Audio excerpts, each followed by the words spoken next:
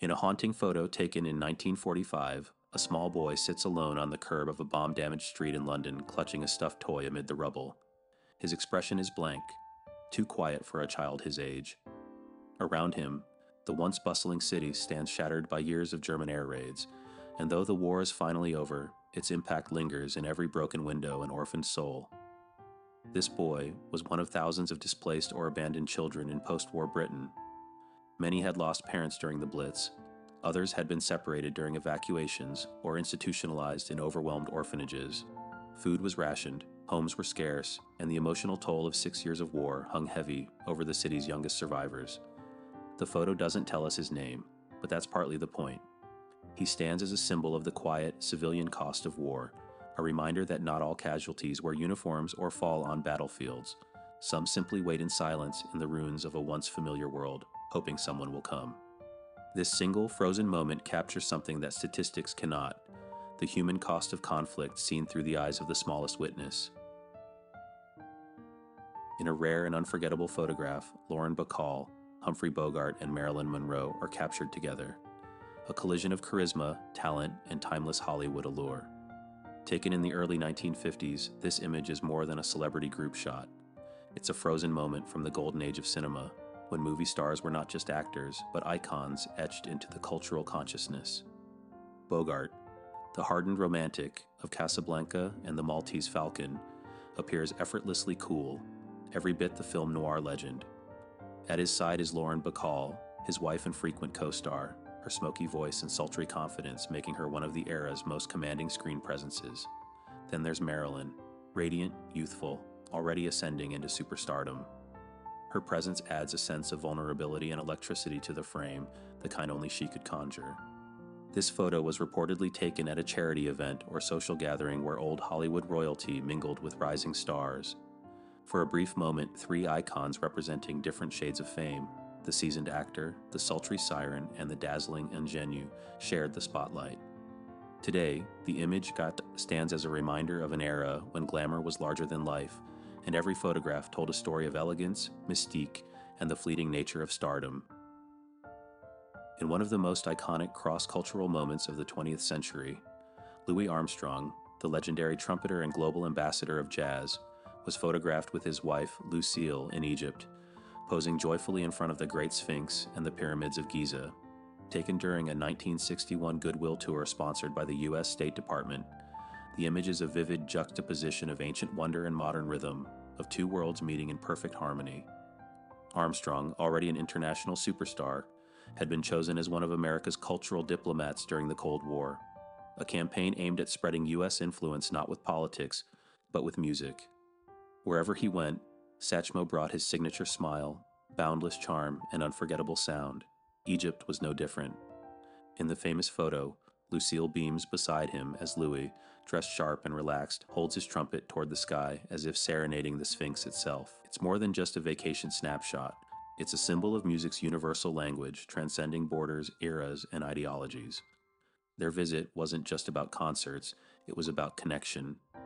Crowds gathered in Cairo to hear him perform, not because he was American, but because he made people feel something powerful. That moment in Egypt captures the spirit of jazz, soulful, joyful, and eternally human. In 1906, Booker T. Washington stood at the height of his influence, an educator, orator, and one of the most prominent African-American leaders of the post-Reconstruction era. Photographs of him from this time show a man of poise and quiet intensity, dressed in a sharply tailored suit, eyes steady with conviction. Behind that calm gaze was a tireless strategist working to uplift a generation burdened by the legacies of slavery and segregation. As the founder of the Tuskegee Institute, Washington championed industrial and vocational education for Black Americans, believing that economic self-reliance and practical skills were essential paths to dignity and equality in the deeply racist climate of the early 20th century South. Though his philosophy sparked both praise and criticism, especially from contemporaries like W.E.B. Du Bois, Washington remained an unwavering force in the fight for Black advancement. In 1906, he continued to walk a delicate line between appeasing white power structures and empowering Black communities.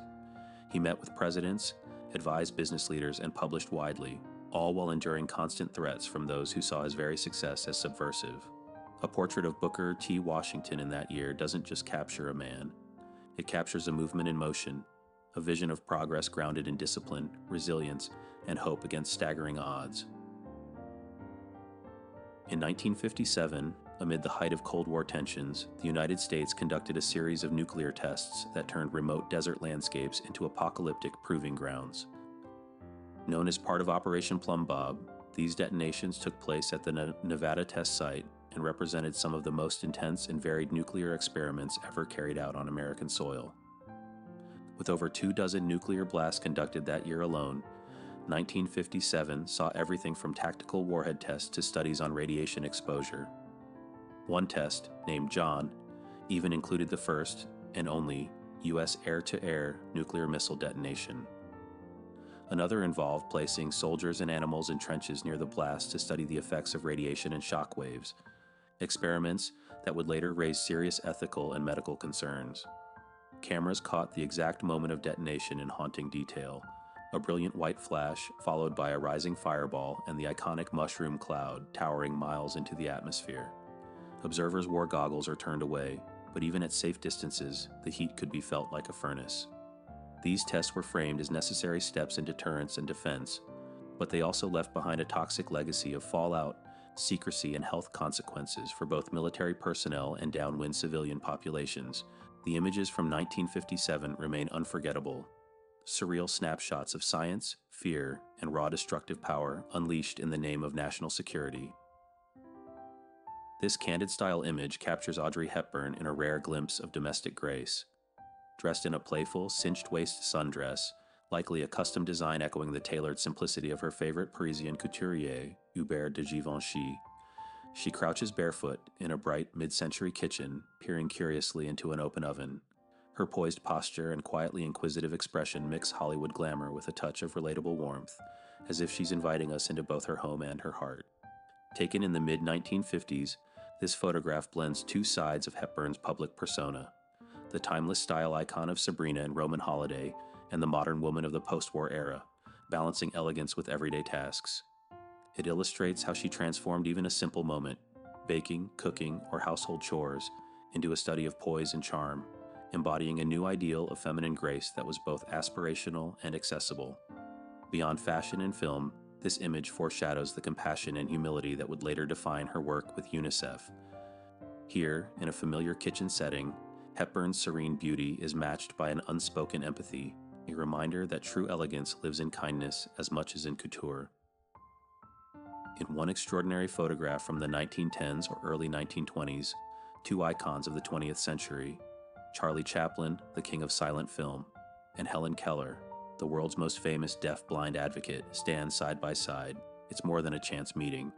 It's a quiet moment where two vastly different kinds of silence converge, one created for comedy, the other shaped by circumstance. Chaplin, ever expressive, used exaggerated body language and facial emotion to move audiences without saying a word. Keller, who lost both sight and hearing at 19 months old, relied on tactile sign language and fierce intellect to communicate her world. In this meeting, she reportedly watched Chaplin's movements by placing her fingers lightly on his lips, throat, and face, literally feeling his expressions to understand him. Their interaction was warm, playful, and deeply human. Chaplin, who understood the power of expression without sound, admired Keller's intelligence and resilience. Keller, in turn, was delighted by his physical storytelling, proof that meaning and connection don't require words. This photo captures far more than a celebrity encounter. It's a symbolic bridge between two realms of nonverbal genius, reminding us that empathy, humor, and understanding transcend the limits of language, and that sometimes the loudest voices come from those who never speak at all.